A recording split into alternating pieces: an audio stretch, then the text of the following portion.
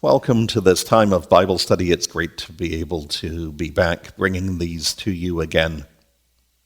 Diane and Linda will join me for some of the upcoming sessions. We're just working out those details over the next couple of days, and we hope that you'll see them soon as well. If you wish to join Linda and Diane and I in the recordings, then please do email me, Pastor Colin at holycrossburlington.ca, and we can expand that conversation. It really is helpful to have different voices, different interpretations, and different understandings of the Scriptures as we help study and have these come alive. So please do email me and let me know if you're able to join us in the recordings. The reading that we're looking at for this week is from Genesis chapter 2, the second half of verse 4 through verse 7, and then verses 15 through 17, and then Genesis 3, 1 to 8. It is also the reading that we're going to have on Sunday in our worship, where we talk about creation and fall, and when we celebrate Holy Cross Day, our return to limited in-person worship. When I originally talked about this sermon series that we're in, I talked about it being a series of readings about struggle. And I identified that this reading in particular was one of the ones that was about conflict. And certainly there is easy conflict to see in today's reading. It's the conflict with the serpent. Now, the serpent was more crafty than any other wild animal that the Lord God had made. He said to the woman, "Did God say, 'You shall not eat from any tree in the garden'?" We've spent a fair amount of time over the years talking about this conflict and about who sinned first, who did what was wrong, who tricked whom. It has taken up an awful lot of time. However, I think sometimes that conversation has also kept things a bit external, a bit distant from us. I'm not Eve. I've never been to the Garden of Eden. I've never been tempted to eat from the tree of knowledge. I wouldn't even know what tree that is. And I'm also not the snake. Now, people have called me worse than that, but I don't go out to try and intentionally trick people.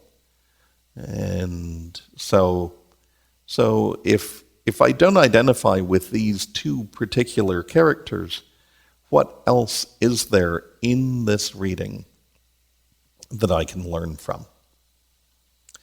Well, I want to talk about a little bit something else. Not about conflict at the moment, but something else about freedom.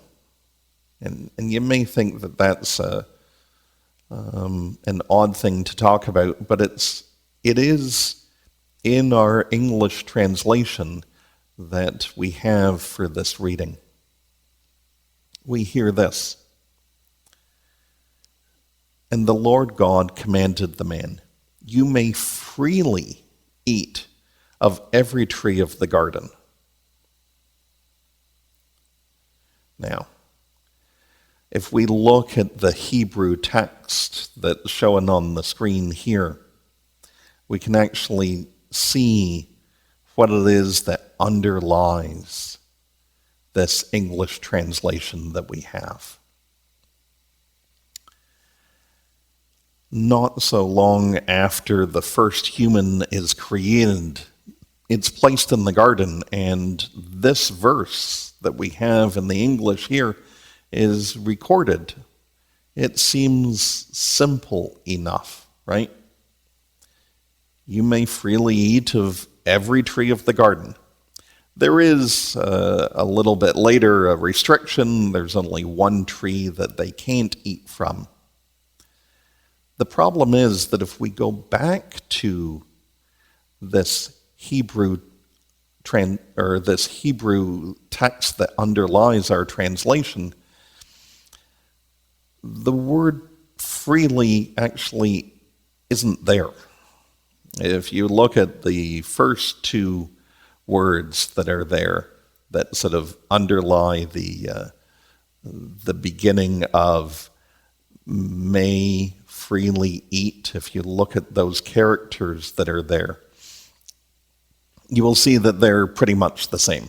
A little bit different. Some of the punctuation around it is a little bit different. They are both somewhat translated reasonably well as meaning eat. But it's the freely part that's missing. The freely part is something that is near and dear to most of our understandings of what the first human beings were permitted to do in the garden, that they had a lot of freedom.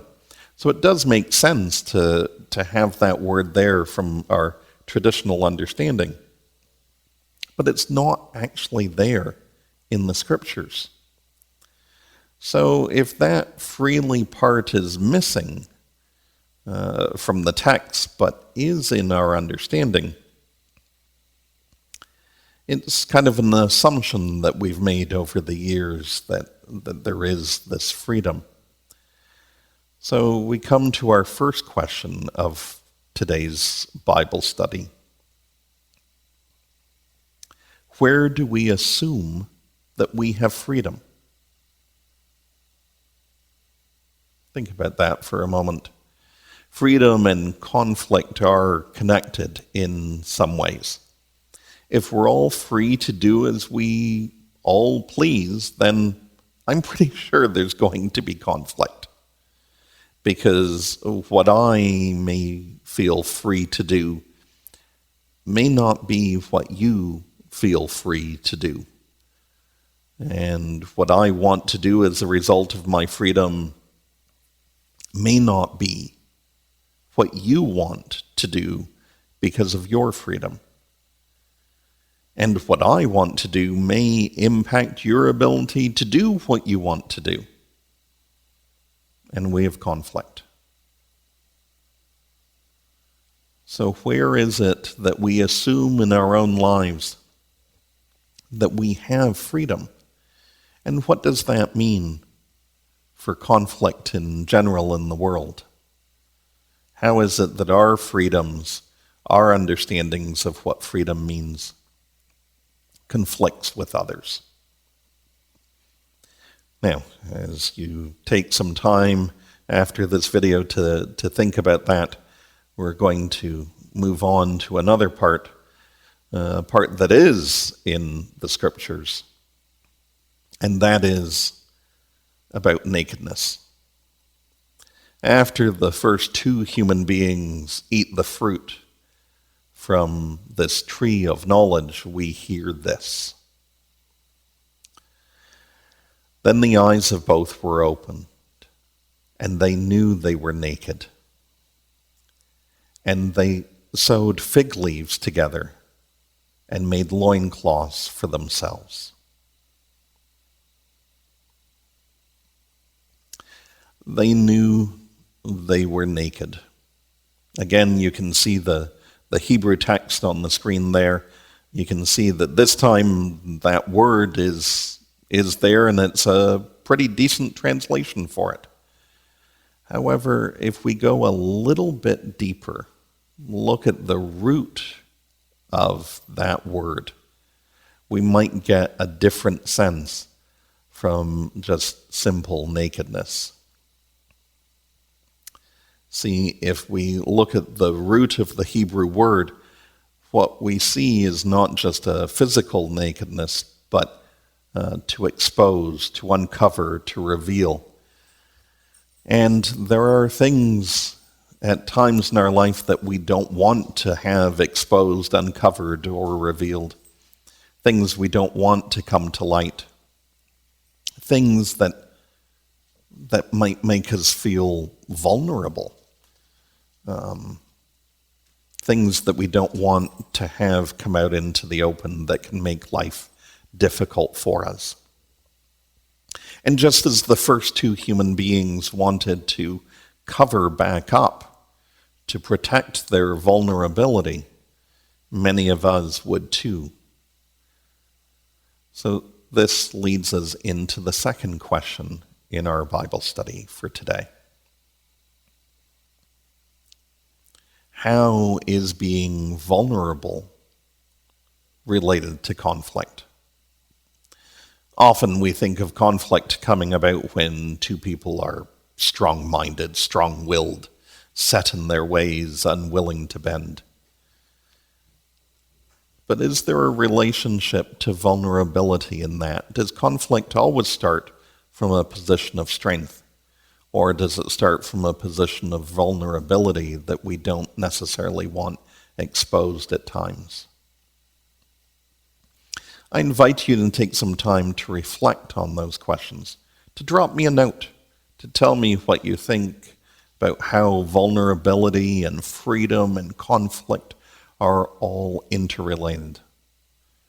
Let me know if this has given you a different insight into the reading that is so familiar to many of us, or if it's confirmed the way that you've viewed it in the past. I'll see you again next week. Until then, peace and blessings, and I hope you're all well.